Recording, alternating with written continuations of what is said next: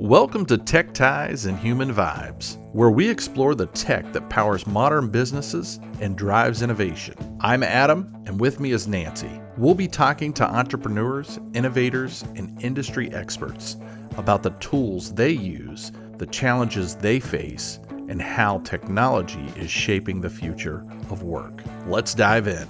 Thank you all for joining us live here on our our second live episode of Tech Ties and Human Vibes.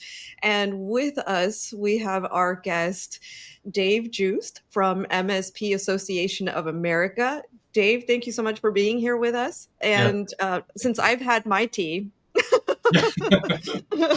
I can kick us off. So, Dave, tell us a little bit about you and MSPAA.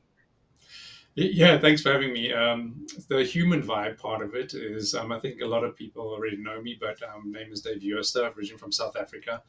I am also an MSP. That is my full-time job.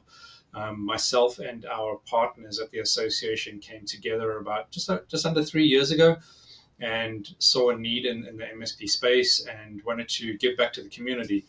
And that was how the both of the association came about. And since then, like you guys, it's just been go, go, go all the time, and just facilitating conversations, speaking to partners, speaking to multiple people, and we are where we are today. It's very, very, very, very busy. Like everyone else is very, very busy, right? But it's extremely busy, and we have a lot going on, and I'm sure we'll get more into it. But that's kind of the high level overview. Love it. Love it. So tell us a little bit more about the MSPAA and what is the purpose of it? Why would anyone want to join? What do you guys do for the MSP community? Yeah, sure. So I know there's a lot of misconceptions sometimes, and a lot of people who come to the association think it's just like a normal networking group. No, that is not the case. So our primary mission at the association is we're a public-facing entity. So we engage with a lot of U.S. businesses, and we communicate with a lot of U.S. businesses. The platform is completely free to the open public. So any company that is looking for an MSP just goes and looks for an MSP. We actually had another MSP contact us yesterday, and he asked us to reach out because he has a contract that he's looking for someone to help him with out in Vegas, actually, Nancy, where we're going to be. Ironically, it's at the Venetian as well. So we'll be pushing that out to all our MSPs probably in the next 2 hours or so. So it's a 100% publicly facing entity for MSPs to get recognition, advancement, to be in front of the public community. Myself as an MSP, that's one of the things I really struggled with when I was developing my MSP. And now today we get roughly around about 40,000 visitors to the site. We have MSPs signing up all the time. And that's just the front end part of it, right? And there's a lot more to the association. So every MSP that we speak to, we always say to them, like any business, Nancy, whether it's yours or another MSP or any industry, is what you put into it is what you're going to get out of it, right? And what I mean by that is we have MSPs that have signed up with us, and there's about 10 at the moment, to be honest with you, but we can't get hold of them. We phoned them, their website is down, we can't go through the verification process. So a lot of MSPs that we speak to, and we've had this in the past, that we actually try to phone their numbers and their numbers are completely disconnected. Thousands of different reasons for that, right? But completely disconnected. So we go through a verification process because we know that our visitors that come there want to be able to contact you, whether it's your website, email, or phone number. They want to be able to contact you. That's why we go through the verification process. Now, there's a lot of people who say, well, I am an MSP, and I mean, that's for you to decide. That's not for us to decide, right? But when we do go through the verification, is we do pull your state records. We do cross-reference you with the state that you're registered in, and you would be surprised how many MSPs register with us that are not even registered in the state. Wow. I know it's crazy, right? Yeah. IT Expo, a month and a half ago, we had about 5 MSPs sign up with us. And when we started going through the verification, they weren't even based in the United States. They were outside of the United States. And we actually we actually asked the one guy, say, we're looking for your state records. We can't find it. And he said, oh, no, we don't have that, but can you register that with us? And we said, well, no, that's something you have to do with your own state. Now, that's just something we do with MSPs. And, we'll call you, the MSPs, and say, hey, there's a problem. Like, I know for a fact there's an MSP who signed up 2 days ago. Their website is down. We phoned the company that they registered with, and the person that registered does not even exist. So things like that we filter out, right? But why is that important? I mean, for me, it doesn't make any difference, right? It's your own company, do what you want with it. But why is that important is because I'm not the only one looking at it. How many other people, how many companies are looking at it, and they just simply can't get hold of you? So that's really the first step that we do as an association, the verification. And there's a lot more to it. Besides just for being public facing, we have one of our MSPs very, very active with us. And he gives us content all day long, probably 2 to 3 times a week. And we publish that out to our entire business community. We publish those through our relationship with Google News. We put all of his posts, if you want to call it that, and we feature those in all our business communications. So we do that a lot for MSPs. And again, there's no cost to this. It's just one way we're giving back to the community. And then that particular MSP, he gets roughly around about 900 visitors going to his site every single time we send one of those communications out. Now, what he does with that, I can't answer you. We have no control over his website, and we don't want anything to do with it. That's between him and whoever contacts him. And that is one of our policies is, whatever relationship you have through the association, as long as you have that relationship, fantastic. That is amazing, right? What you do with it, that is on you. We don't get involved in that. So there's a lot of resources, and there's a lot of MSPs who've actually picked up contracts. Ironically, my MSP is on there as well. I got contacted about a month and a half ago from a company out in California, CPA Association, actually. And they actually asked me to do an RFP for their particular contract. And I know that they were speaking to some other MSPs through the association, but just that is the power, and that's the community, and that's the channel, right? And I can go on about all day. Maybe I'm answering some of your other questions, but us as MSPs in the channel, we kind of get stuck in this channel, and we get stuck in this all these events that happen just for MSPs. But there's this other world out there that is untapped. It is literally a gold mine for so many MSPs. And there is more than enough business to go around for everyone. There really is. But we as MSPs, we struggle to take ourselves out of the channel and go into their world and to identify what they're looking for and try and reach out to them. Some MSPs are very, very good at it, and some MSPs don't even know about it. So if I'm an MSP and I were to join your community, you then go right out and make sure that I'm a legit MSP. Oh, yeah, absolutely. Yeah. With everything, the state, everything. Well, so no, I wouldn't say everything, right? Everything is a bit of a dangerous word there. Okay. And the reason why is because we as an association, we do not get involved in how you run your business. As my MSP, how I run my business is my choice, same as every single other MSP. So we don't ever get involved in how you run it. However, we do cross-reference your state records. We do test your tech support line. And we do go through a final verification with the person who registered the company just to make sure that there is someone there. What happens after that with how you run your business, that is all on you. If you need help and you need us to distribute some content for you, more than happy to do it. We have another MSP who they hired, and I've told this story before, he hired a CTO, brand new CTO a couple of months back, and he asked us to distribute it. More than happy to do that. And it doesn't, all it's going to cost you is time. Just send us the content and we're happy to do it. Huh. So that's awesome. So you become a resource for lead generation at the end of the day, since you are public facing and you have companies that are coming to your website to look for legitimate MSPs at the end of the day. Yeah, so, the word lead generation, I know that goes around in your world, in your marketing world. And everyone speaks about lead generation, right? One thing that is a misunderstanding is we try and match companies up with MSPs. No, that is completely inaccurate. So lead gen in the true sense is, it's a place where people go find XYZ services. That's what it is. One thing we do not do is companies that reach out to us. We don't play the game of who's better or who's worse. We remain very neutral and we remain very agnostic. So if we get a company that comes through to us asking for an MSP, we will push it out to everyone.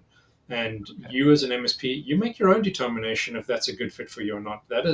We can't make that decision. That's not on Right. us. So it's not like an Angie's List, like a rating system kind of. So there is a rating system. So all the MSPs on the platform, there is a review option. So if you have clients or if you have people you want to review a company, yeah, absolutely. By all means, go right ahead. Perfect.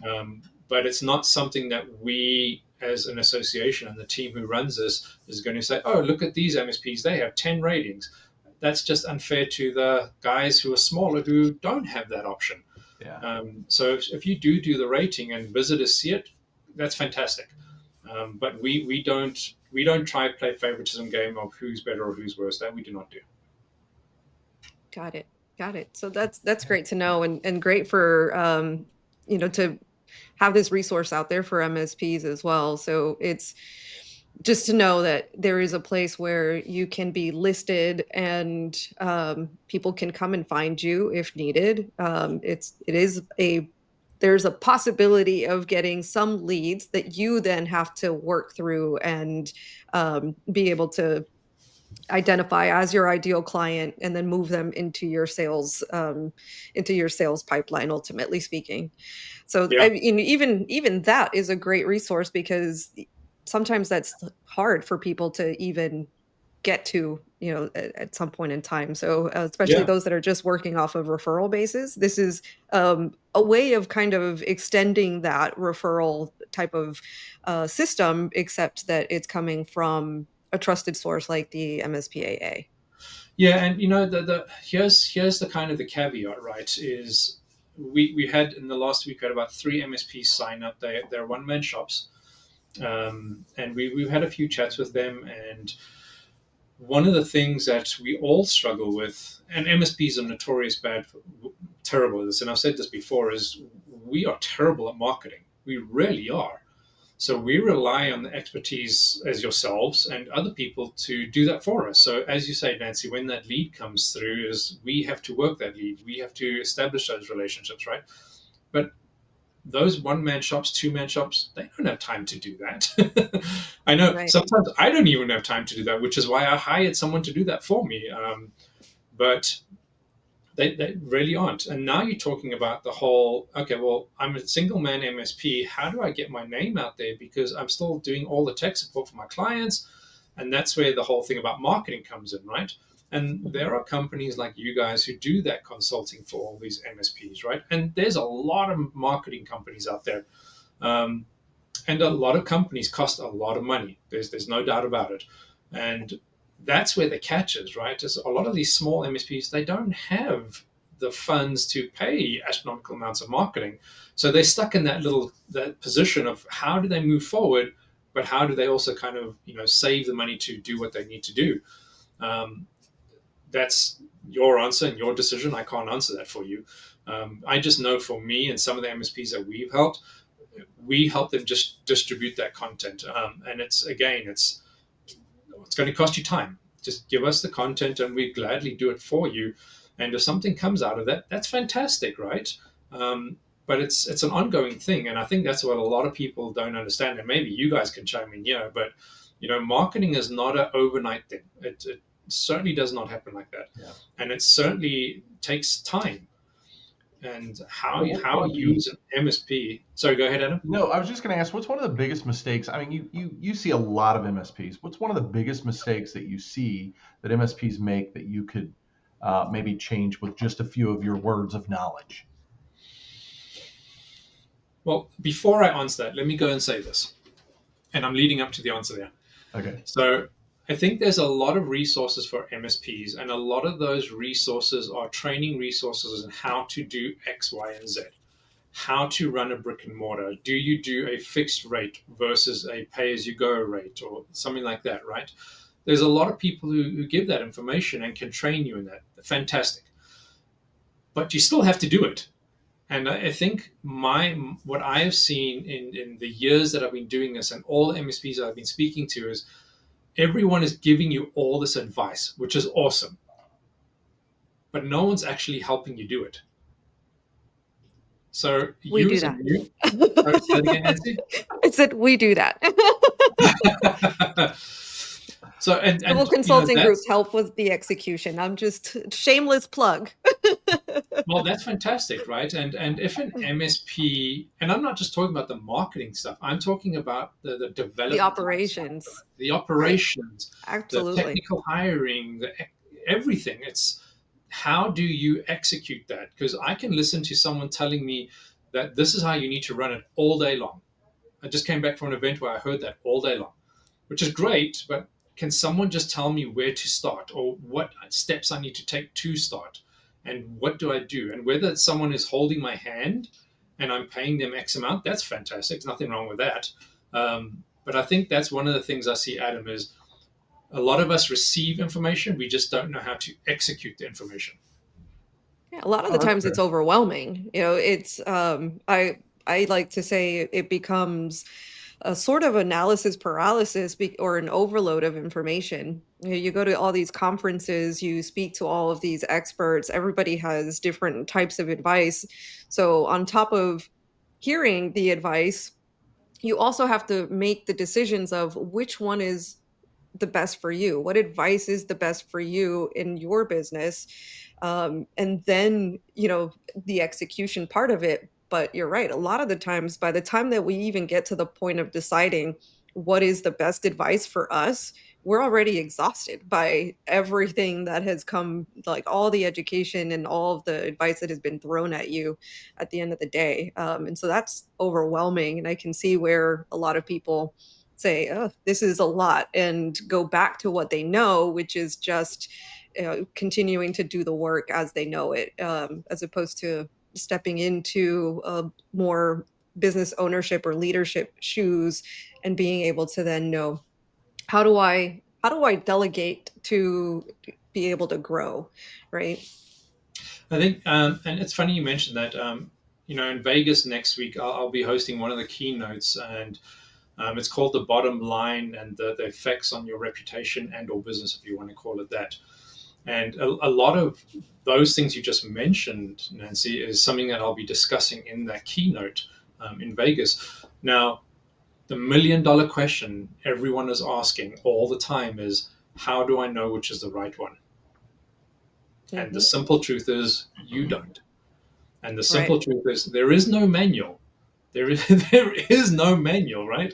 You have to choose, and you have to execute what you think is right for your budget, for your business.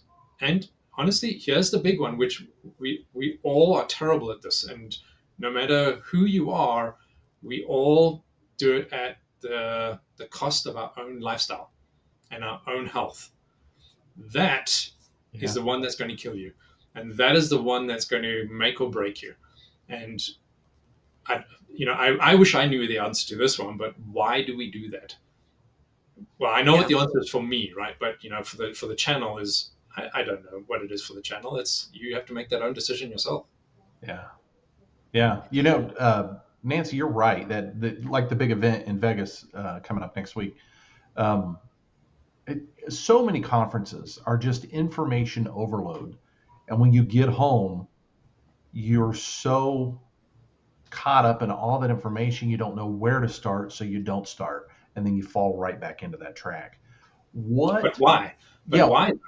Why? And that I was going to ask you, Dave, like, what is a piece of advice you could give to somebody that might go that route, right? I mean, you come home with notebooks of notes, right? No, I don't actually, to be honest with you. I learned that lesson very, very early. So, for example, at Vegas, when we go there, what we do is we have an MSP dinner, and we reserve it just for MSPs. The only sponsors that are there are the ones who are paying for the dinner. But at that dinner, we say to them, this is not a sales thing. This is just introduce yourself and your company, and that is it.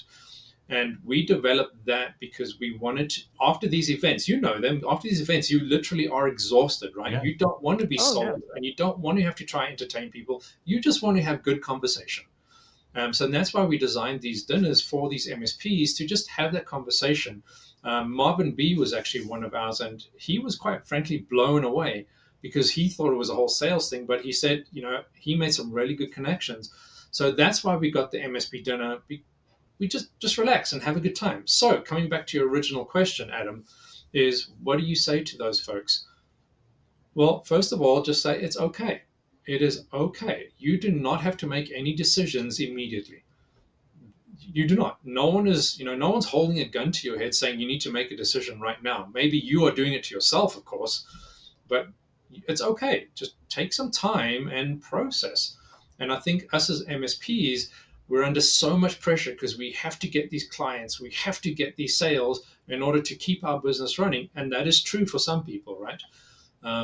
But I think if you just take a step back and say, it's going to be okay, let me just think about this slowly and what is the best decision for me and whether it's you and your company. Yeah. And maybe that's a better way. I don't know. Everyone's different, right? Love it. Thank you so much for that, Dave. And any last words before we take off? Yeah, so I would say for all MSPs that are watching, I would challenge you to rearrange what we spoke about earlier on. And I'd say the first thing you probably want to concentrate on is yourself. And if you are meeting your lifestyle and your full potential, and if you are, that's fantastic. Then focus on your operations and then your staff as well. And maybe that changes for you, maybe it doesn't. But if you are not okay, the MSP is not going to be okay, and everything's just going to crumble after that. Oh, that is excellent advice. And, it's funny. I was talking to before we do take off, and Adam's like, it's time. um, but I was talking to a friend of mine, John Hill, the other day, and he was telling me that we do not give ourselves enough time to think. Like just time to sit and think, right? So maybe that is also a challenge that I give MSPs out there is give yourself some time to think, especially after these conferences and an information overload. Just sit with it for a moment, and give yourself some space to be able to then decide what is the next step. And I think that's probably what will help a lot of the times to overcome some of that analysis paralysis or overwhelm that happens after the fact. So, for sure. And the other thing is, I'm going to say before we leave is in order to grow, you have to go through change first. Yes. So that's the thing to know and to understand and to be forgiving with ourselves as we go through with that process. I want more personal information, like what brought you from South Africa? Why did you start an MSP? Why did you go down? Like, I want the personal information. So we'll save that for another day. Yeah, sure, not a problem. Then we could take that offline and put that in our community. We definitely could. So if you want to see that, you can go to civilconsultinggroup.com. In the top right-hand corner, choose community, join there, and maybe you'll see that there. So another shameless plug. Yeah. All right. Thanks, guys. Thanks, guys. Everybody. Thanks, Nancy. See you later. All right, bye.